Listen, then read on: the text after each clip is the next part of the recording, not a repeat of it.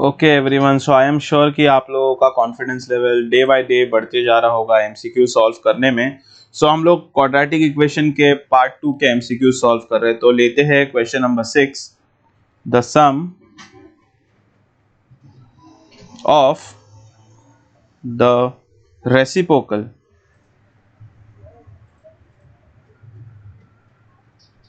okay, the sum of the reciprocals of Rahman age 3 years ago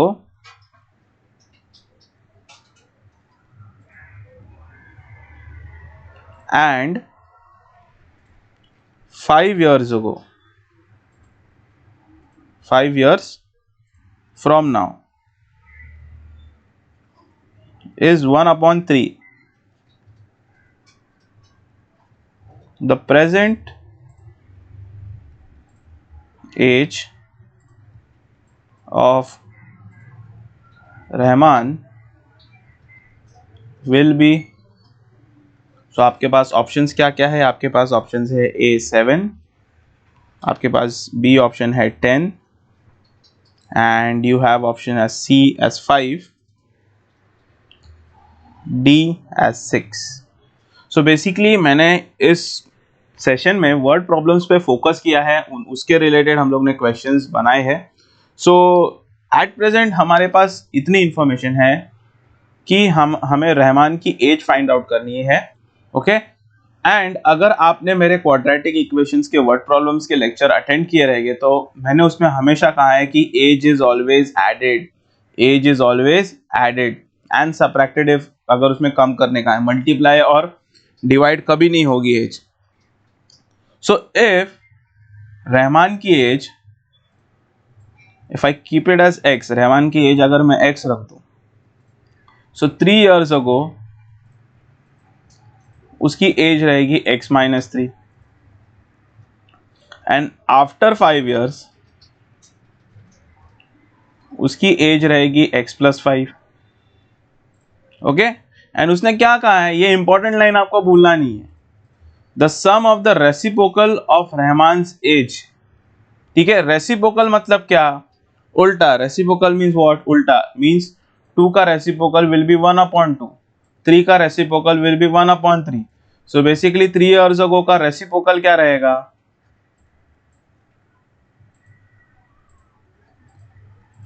it will be 1/x-3 and same goes for 5, it will be 1/x+5. so इसको अगर मैं add करूं, if I add this particular thing means 1/x-3, if I add it with 1/x+5, I'm gonna get it as 1/3. अब ये calculation मैं आपको करके नहीं बताऊंगा, उसका अगर ऐसे ही रिलेटेड सम्स आपको देखना है with calculation and with detail explanation तो क्वाड्रेटिक इक्वेशन की प्लेलिस्ट में जाइए, वहां पे जाके आप लोग इसके रिलेटेड जो है वो पूरा सम आप देख सकते हो। ठीक है, जब इसको मैं प्रॉपरली सॉल्व करूंगा so I get a particular equation that is x² - 4x - 21 is equal to 0. okay, so when I solve this particular equation I will get two possible answers, that will x will be 7 or x will be -3 and age cannot be negative, so I will select 7 as the answer. so my option A will be the right answer over here. okay, A will be the right answer over here. अब यहाँ पे एक चीज मैं mention करना चाहूंगा, you can solve this particular equation by formula method or by factorization method. okay, चलो let's move on to the 7th question. Will you erase this 6th question first?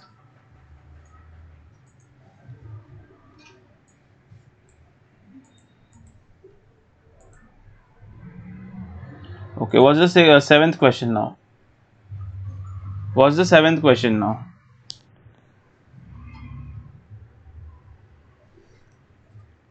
Seventh question on your screen. If one root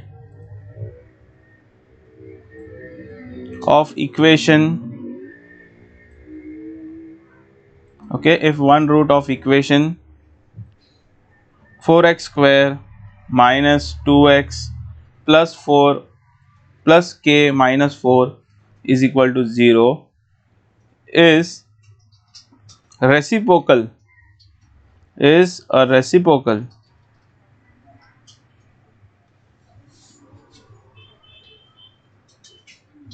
of other. Okay, the value of k is the value of k is आपके पास options है, a is -8, b is 8, option c is -4, d is 4. So what they are trying to say, if one root is reciprocal of other, ठीक है, what exactly कहा है कि एक quadratic equation है, ठीक है, जिसका one of the root, ठीक है, is the reciprocal of other, मतलब अगर 2 एक रूट हो गया तो दूसरा रूट 1/2 है, ये अज्यूम है, ये एग्जाम्पल में दे रहा हूं, ठीक है, this is just the example I am giving, मतलब हमें वैसे रेसिप्रोकल ढूंढना है। नाउ लेट्स चेक कि हम लोग क्या कर सकते हैं इस सम में। अभी what I can do in this sum, I will just give you a short explanation.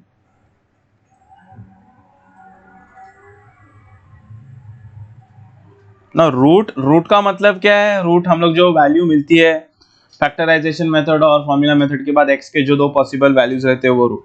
Now according the question मैं यहां पे लिख सकता हूं, इफ वन रूट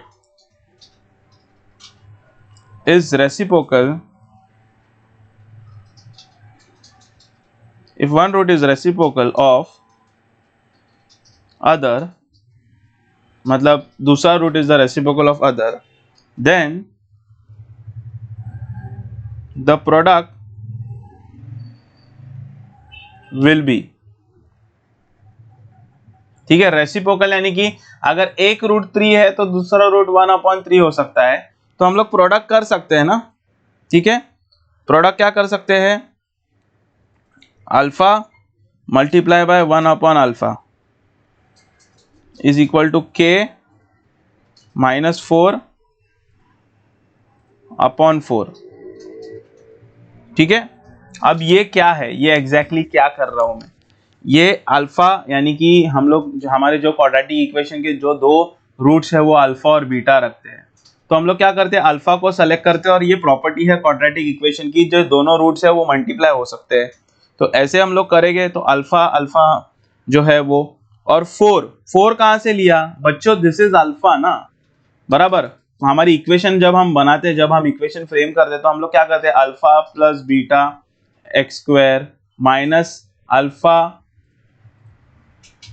बीटा, ठीक है, फिर वैसे करते हैं ना हम लोग, तो वैसे जब ये अल्फा प्लस बीटा तो दिस इज अल्फा ना, तो हम लोग एक्स स्क्वायर ले रहे हैं और फिर हम लोग उसको सॉल्व करते हैं। ओके, सॉल्व करने के टाइम पे हम लोग जहां जहां अल्फा है वहां वहां हम लोग के डाले, तो ये सॉल्व आगे ऐसी होगी, k - 4 is equal to 4 and k का value will be 8। Okay, so ये इक्वेशन फ्रेमिंग जो है वो आपको लेक्चर अटेंड करना पड़ेगा, आपको इक्वेशन फ्रेमिंग का लेक्चर अटेंड करना पड़ेगा। जिसको नहीं समझ रहा है जाओ इक्वेशन फ्रेमिंग का लेक्चर अटेंड करो, क्योंकि ये सब क्वेश्चंस है थोड़े हायर ऑर्डर के क्वेश्चंस है, जिन लोगों को सीईटी में 80-85 के ऊपर लाने या फिर 90 लाने हैं, उन लोगों को जो है वो ये सब क्वेश्चंस करना बहुत जरूरी है। इसका मतलब ये नहीं जिसको 70-60 स्कोर करना है सीईटी में वो लोग नहीं लाएंगे, जान लेक्चर नहीं देखेंगे, जाओ देखो, आपका नॉलेज बढ़ेगा, आपके कॉलेज के एडमिशन के चांसेस उतने अच्छे होंगे। ओके, तो हम लोगों ने 7 क्वेश्चंस कवर कर लिए हैं। अभी हम लोग लेते हैं एक लास्ट पॉसिबल क्वेश्चन जो आ सकता है, ठीक है,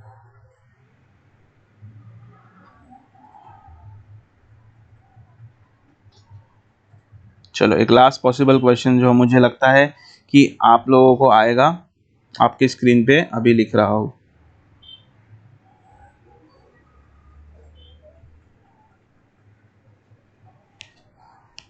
चलो,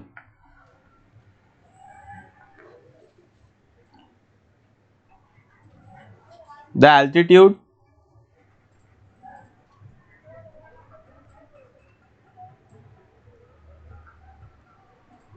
of a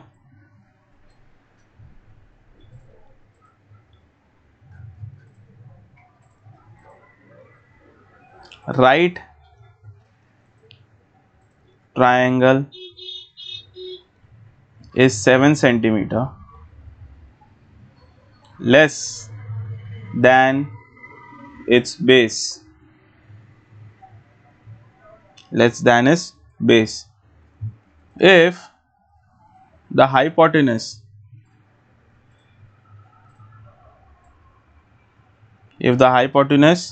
is 13 centimeter,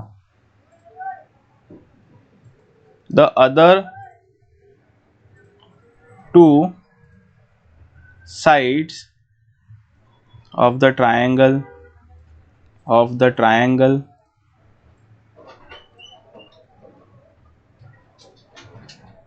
are equal to, सबसे पहले हम लोग क्वेश्चन को समझते हैं, पहले आपको ऑप्शंस दे देता हूं आपके, A base as 10 centimetre and height as 5, B base as 12 centimetre and height as 5, C base as 14 centimeter and height as 10, or D base as 12 and height as 10. So basically अगर हम लोग देखने जाए the altitude of a right angle triangle, सबसे पहले हम लोग क्या करते हैं, सबसे पहले हम लोग एक राइट एंगल ट्राइंगल ड्रॉ करते हैं. सो आपका राइट एंगल ट्राइंगल ये ऐसे कुछ होता है. एक मिनट रुकिए.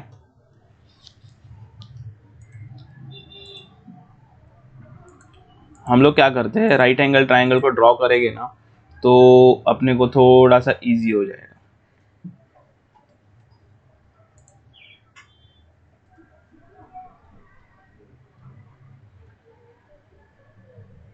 हाँ तो चलो अभी स्टार्ट करते हैं. तो बेसिकली ये आपका राइट एंगल ट्राइंगल है.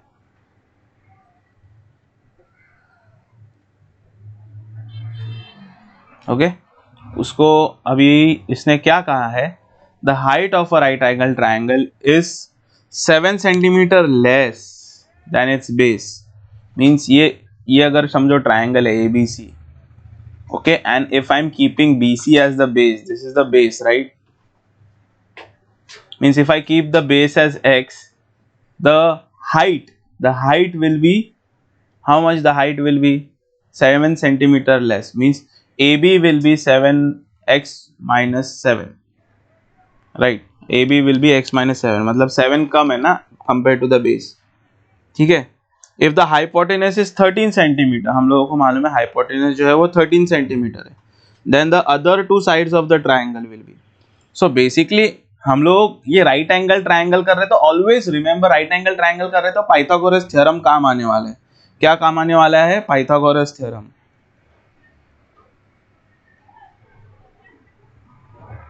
पाइथागोरस थ्योरम क्या बोलता है? Hypotenuse square is equal to first side square plus other side square, यानी कि सेकेंड साइड स्क्वायर. सो हम लोगों के पास हाइपोटेनस कितना है? 13 square is equal to first side क्या आपकी x square plus x minus 7 square.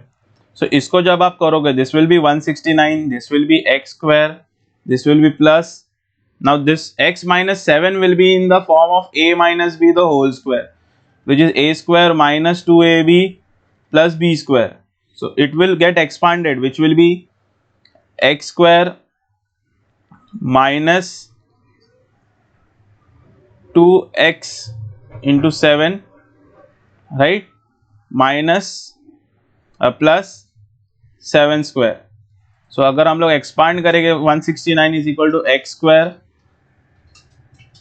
ठीक है, plus X square, this will be 14x and this will be 49. So जब हम इसको आगे कर रहे हैं, जब मतलब प्रॉपरली सॉल्व करेंगे, so we get a particular equation. ठीक है, उस इक्वेशन को हम लोग सॉल्व करके, हम लोगों को क्वाड्रेटिक इक्वेशन सॉल्व करके हम लोगों को मिल जाएगा. ठीक है, क्या मिलेगा हम लोगों को? बेसिकली x का वैल्यू, मतलब वो x के दो पॉसिबल वैल्यूज मिलेंगे. ये जब हम लोग आगे लेके जाएंगे हम लोगों को एक इक्वेशन मिलेगा, ठीक है, तो हम लोगों को जो है वो क्वाड्रेटिक इक्वेशन की वैल्यूज मिलेगी, तो उसके बेसिस पे हम लोग जज कर सकते हैं कि कौन सा आंसर यहाँ आ सकता है और कौन सा नहीं आ सकता है। जैसे कि देखते हैं आगे, इसको हम लोग सॉल्व कर लेते हैं। 169 is equal to X square plus X square, ये हो जाएगा 2x स्क्वायर, ये हो जाएगा -14x प्लस 49। ओके, अभी हम लोग क्या करते हैं, यहाँ पे इक्वल्स टू 0 डालते, 2x square minus 14x plus 49 minus 169 करते हैं, ठीक है।